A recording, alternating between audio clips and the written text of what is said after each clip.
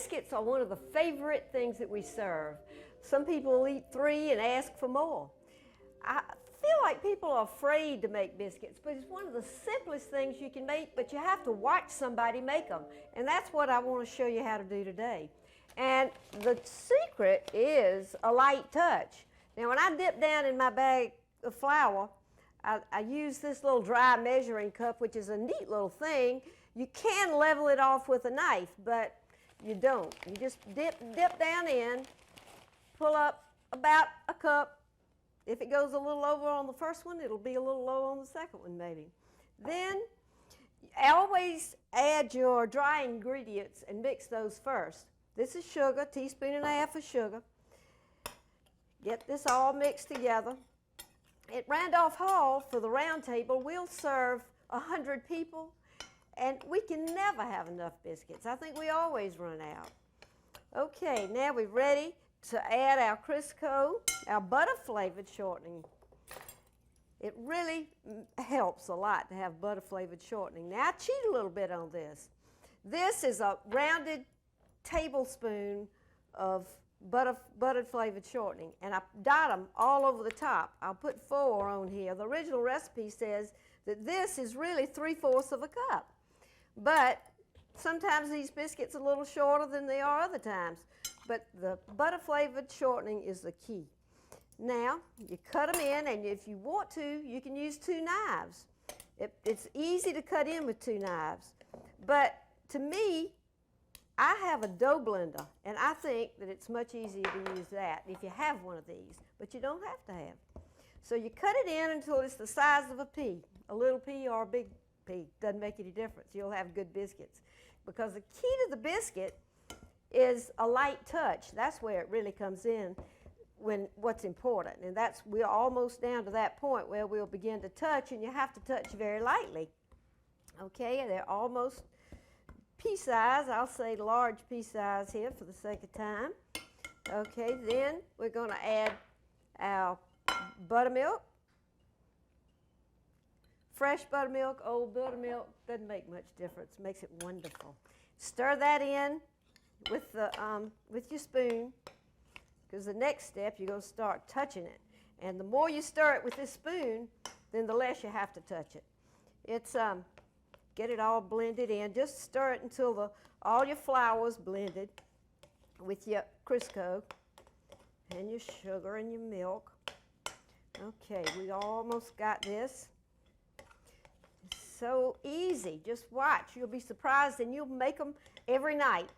The wonderful thing about these, though, you can bake them for 5 minutes or till they just begin to turn brown.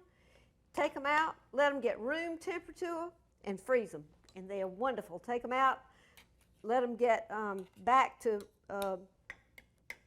after they're frozen, let them get room temperature and finish baking them for the last 5 minutes. You'll be surprised how wonderful they'll be. Now, don't forget to lightly oil your pan with a vegetable spray. What we're going to do here is just lightly flour the board, lightly flour your hands, your rolling pin, and your biscuit cutter. Now, for cocktail biscuits, you might want to use a small little biscuit cutter. For dinner biscuits, I like to use a little bit larger one. Okay. Dip down, take just half of this biscuit dough, and really do it with your fingers. Don't do it with the palm of your hand, but make sure your fingers, this is a little sticky. That's okay, just put a little flour on your hands. Okay, that's enough. See, I didn't even mash it together.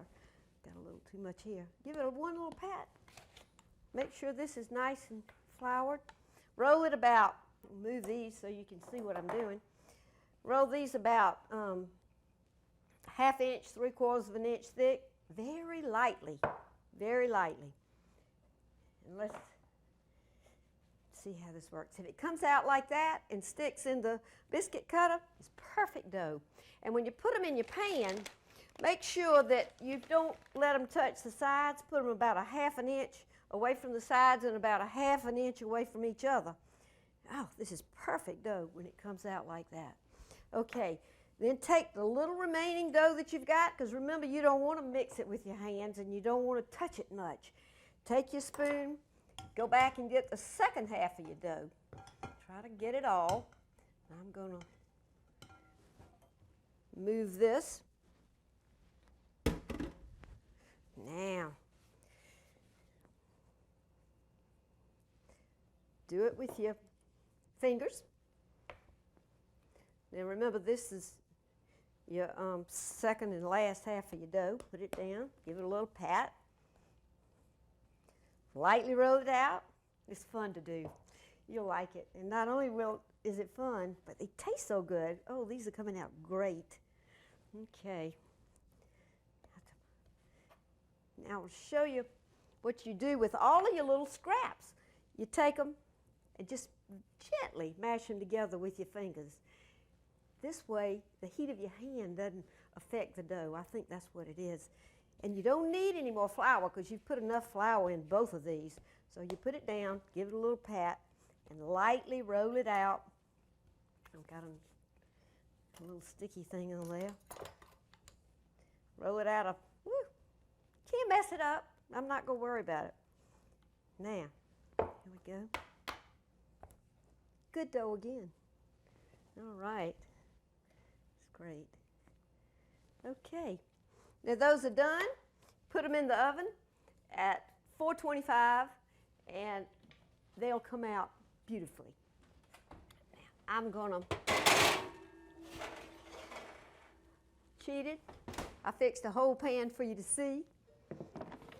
And these are delicious.